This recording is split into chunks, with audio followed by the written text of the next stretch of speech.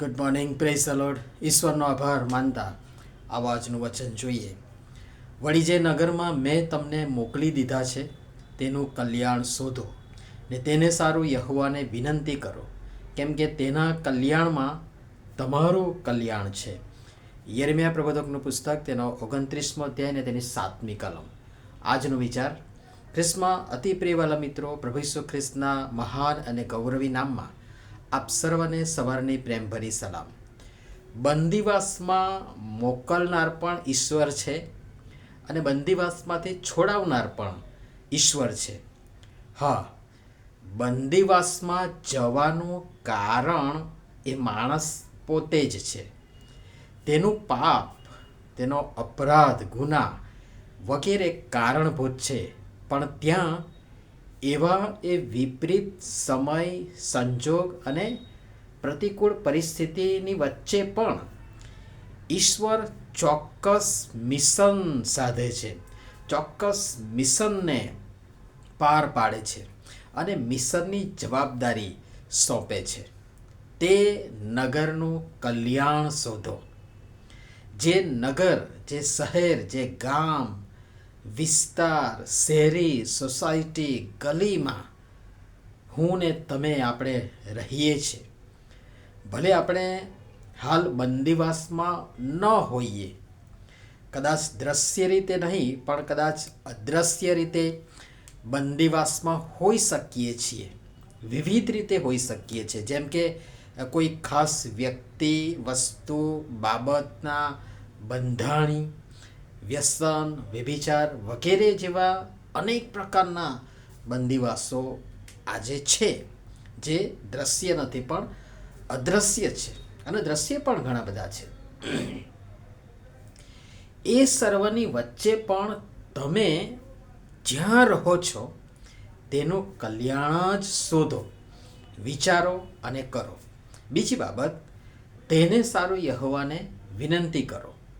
હા, જે બાબત તમે જુઓ, જાણો, અનુભવો, સાંભળો, એના માટે એ નગર, એ શહેર, એ ગામ, એ શહેરી, સોસાયટી, ગલી, મહોલ્લો, જે કંઈ પણ હોય, ફળિયું, એના માટે, એ લોકોના માટે તેમનામાં જોવા મળતી બધીઓ ભ્રષ્ટ બાબતો, વ્યસન, અંધશ્રદ્ધા, નિરક્ષરતા, કુટેવો, કુરિવાજો, ગરીબી, ભોગ વિલાસ, બેફામ જીવનો, દુષ્ટતા, ભ્રષ્ટતા, ગરીબી, પાપાચાર, દુરાચાર વગેરે હજારો વિષયો અને મુદ્દાઓ તમને પ્રાર્થના વિનંતી માટે મળશે. પ્રભુ ઘણું બધું આપણને બતાવે છે. અમે જ્યાં રહીએ છીએ ત્યાંથી લગભગ દિવસના ઘણી બધી વખત પેલી મૃત્યુ થનાર વ્યક્તિને લઈ જનારી વાહનો પસાર થાય છે. અને જોવા તો કદાચ કોઈક વાર બહાર ઊભા હોય તો જોવા મળે, પણ એ વાન જ્યારે પસાર થાય છે ત્યારે ખાસ પ્રકારનું એક ભજન વાગતું હોય છે.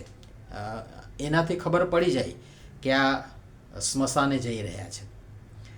તો તરત મગજમાં વિચાર આવે, અને એ જે વ્યક્તિ હશે તે આપણે એને ઓળખતાય નથી, જોયાય નથી, મળ્યાય નથી, કોઈ પરિચય નથી, પણ એ કોઈક ને કોઈક કુટુંબમાં એ વ્યક્તિનું મરણ થયું છે. તો એ વ્યક્તિના કુટુંબીજનોને દિલાસિત પ્રભુ કરે, હિંમત આપે, બળ આપે. એ હૃદયમાંથી તરત નીકળે છે, એ ઉદ્ગાર નીકળે છે, એ પ્રાર્થના નીકળે છે. આપણે વિષયો શોધવા પડતા નથી. બહાર નીકળીએ છીએ તો ઘણી બધી જગ્યાએ, રોડ પર, રસ્તા પર, ફૂટપાથ પર કેટલાય વ્યક્તિઓ દારૂ વગેરે વ્યસનમાં પડી અને આળોટતા હોય છે. ઘણા બધા એવા વ્યસનો કરતા હોય છે, અને એવી ઘણી બધી બાબતો ઈશ્વર આપણને બતાવે છે. એ બધાને લઈને આપણે પ્રાર્થના કરીએ. એ વિષયો અને મુદ્દાઓ આપણે શોધવા પડતા નથી, આપણને ઓલરેડી બતાવવામાં આવે જ છે. રોજબરોજ કેટલાય વિષયો આપણને આપવામાં આવે છે. એ બધાના માટે આપણે એ સર્વને લઈને તબક્કાવાર આયોજનબદ્ધ યહોવાને વિનંતી કરો.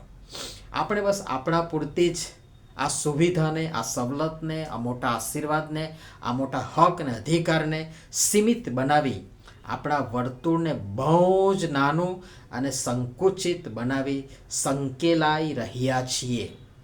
પણ વર્તુળને અંદરની તરફ નહીં પણ બહારની તરફ વિસ્તારો.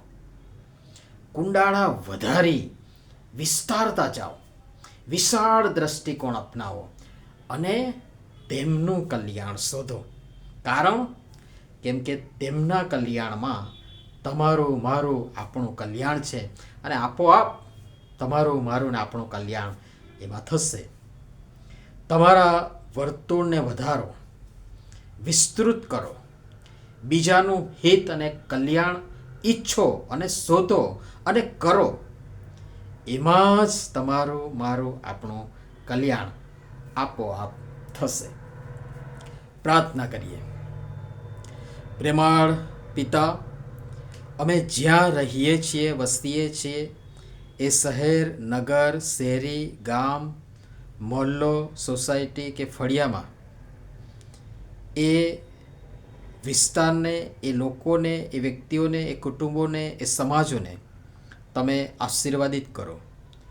તેનું કલ્યાણ થાય, તેમનું કલ્યાણ થાય એવી અમે વિનંતી કરીએ છીએ, પ્રાર્થના કરીએ છીએ, મધ્યસ્થી કરીએ છીએ. પ્રભુ ઈસુના નામમાં આમીન. ધન્યવાદ.